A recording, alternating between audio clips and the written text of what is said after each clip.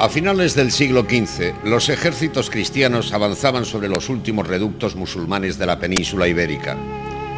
El valle del Guadalhorce estaba ya al alcance de los reyes católicos. En 1484, las tropas del rey Fernando tomaron Álora.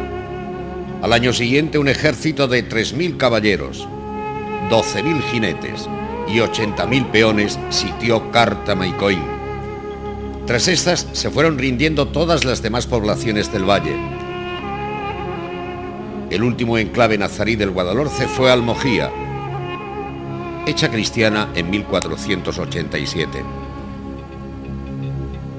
Después de 800 años de cultura andalusí, en nuestra comarca se iniciaba una nueva era, la era moderna.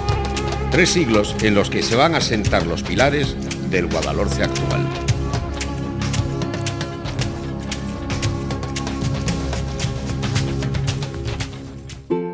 La conquista cristiana supuso un trauma para las gentes que aquí vivían. Rechazados por su religión, muchos musulmanes y judíos huyeron dejando vacíos pueblos como Laurín y Faala, que nunca volvió a poblarse.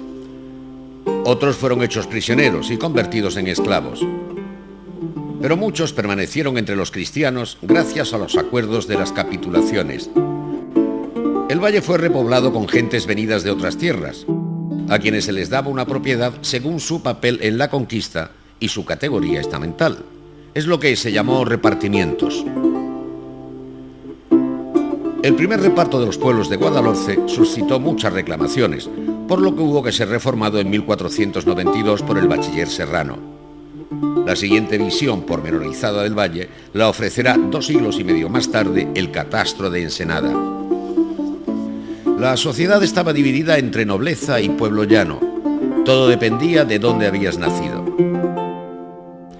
Pertenecer a una familia noble o ingresar en la iglesia convertía a algunos en privilegiados. Y a mí me tocó ser uno de ellos.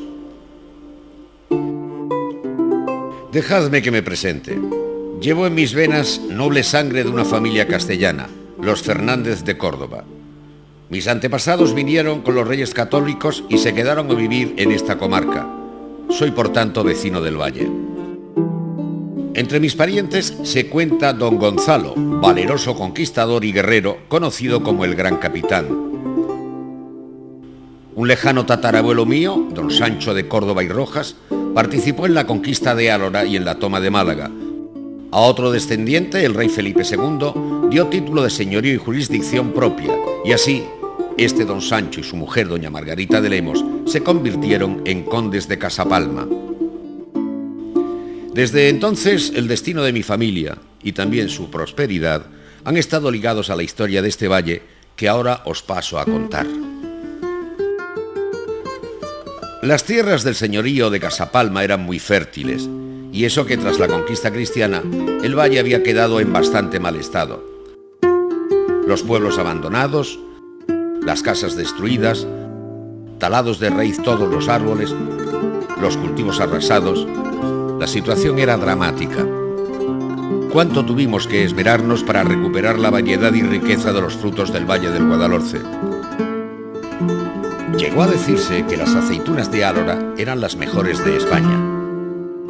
Pero también sus higos, limones, naranjas de la China, cáscara de la agria, peras, cerezas guindas, albaricoques, ciruelas. Eran las gentes del pueblo llano quienes, además de sacar esta riqueza a la tierra, contribuían pagando impuestos sin apenas gozar de privilegios. Por debajo de ellos estaban los esclavos. Y al margen los musulmanes, una minoría que quedó entre nosotros hasta 1570, pasando a llamarse moriscos. He de reconocer que fuimos injustos con ellos. A los moriscos no se les respetó ni su cultura ni su religión. Incumplimos las capitulaciones con agravios, normas, impuestos y, sobre todo, con aquella pragmática de la reina Isabel que les obligaba a convertirse en cristianos. Su descontento acabó en revuelta y de todo el reino de Granada se echaron a los montes. Además de los sublevados, en la sierra estaban los bandidos y en las costas los piratas berberiscos.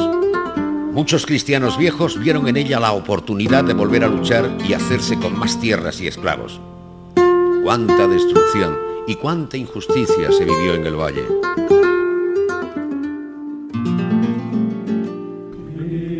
En la sociedad de entonces, la fe cristiana era algo más que creer o rezar.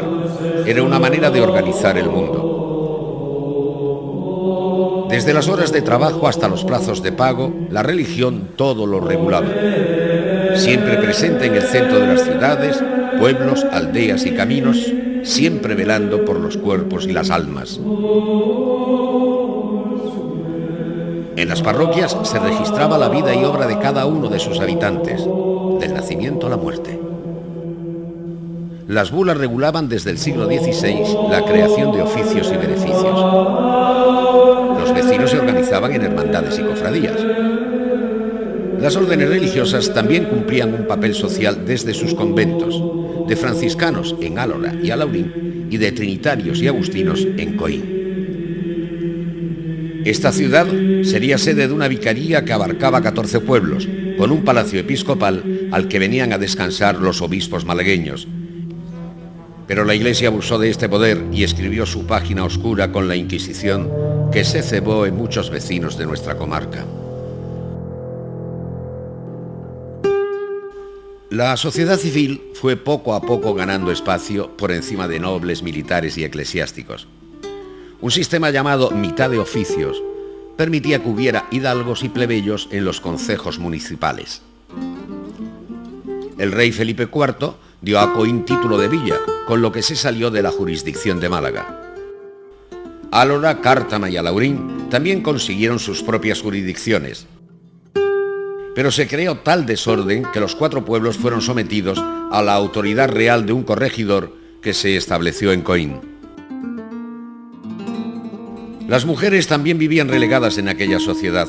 Casi todas desempeñaban duras tareas en el campo, el hogar o el servicio doméstico, y cuando quedaban viudas asumían los negocios familiares. La mayoría de los oficios estaban reservados para los hombres y regulados por ordenanzas municipales, como las de Alaurín de 1784. El crecimiento de la riqueza y el comercio se notaba en las ferias. Había unas cuantas por toda la comarca, pero la única oficial era la de Coín, gracias a la real cédula concedida por Carlos III. Solían hacerse coincidir con fiestas religiosas o acontecimientos políticos. Cada pueblo tenía un santo patrón, además de procesiones que organizaban sus hermandades. La coronación de cada nuevo rey se celebraba solemnemente.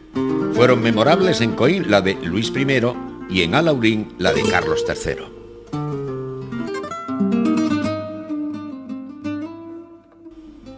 Además de la riqueza agrícola y ganadera, nuestras montañas guardaban muchos minerales útiles: mármoles blancos y azules, jaspes encarnados, amarillos y blancos, así como piedras toscas o francas, granitos de formación primitiva e incluso una mina de alcohol y ocre. Estas mercancías salían del Guadalhorce por los caminos reales, tan antiguos como deficientes, hacia Antequera por el valle de Abdalajiz, hacia Marbella por Monda, adentrándose en la sierra, y sobre todo hacia Málaga, desde cuyo puerto embarcaban rumbo a otras naciones y continentes. Muchos fueron los vecinos que se embarcaron en esos navíos hacia el Nuevo Mundo. Les empujaba la necesidad, el ansia de conocer nuevas tierras y la expectativa de hacerse ricos. La naturaleza también contribuyó a mermar la población del valle con epidemias, terremotos, inundaciones y otros desastres. Pestes hubo desde la conquista, el achaque de 1650, que aún recuerdan en Álora, el vómito negro o la fiebre amarilla de 1804, todas ellas terribles. La falta de lluvias o cosechas provocó varias hambrunas, como la nanica. Y la tierra tembló algunas veces, como el día de San Dionisio de 1680 o el terremoto de Lisboa, que hasta aquí se sintió. Muchos decían que era un castigo divino y se encomendaban a San Sebastián o a San Roque, a la Virgen de los Remedios si eran de Cártama, o si de Coín a la Fuensanta.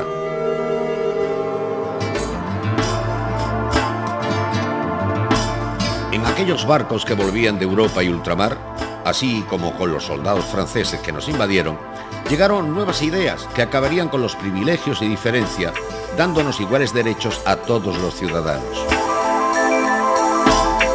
Aunque ahora os parezca natural, aquello costó lo suyo, Hizo falta una revolución, varias guerras y muchas vidas para que se acabara el antiguo régimen y se iniciara una nueva era, la contemporánea. Os hablo ya del siglo XIX. En el Guadalhorce empezaron a notarse los cambios. Divididas en parcelas, las propiedades de mi familia se habían convertido en cortijos. Lejos, muy lejos quedaban los tiempos de gloria de Casapalma, el señorío más grande de la comarca.